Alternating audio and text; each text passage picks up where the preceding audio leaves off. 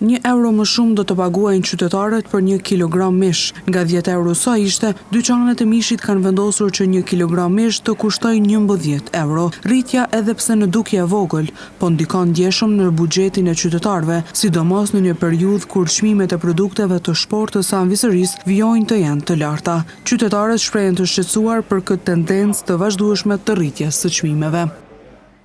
Shtrajtimi i rrymës, shtrajtimi i mishit, shtrajtimi i bukës, të na senet të ndikojnë 10 cent, 20 cent, 50 cent, €1 për ne pensionerët, jo katastrofë, po inshallah bëhet mirë. Nuk ka shumë €1, po akon shtrenjtë, tash €1 ndikon bërë. €1 ndikon bërë. Kjo rritje mund të mos ndalet këto nëse vazhdojnë kështu furnizimet dhe kostot e larta, çmimi i mishit mund të shkojë edhe deri në €3 më shumë për kilogram, po huan sot shitësit.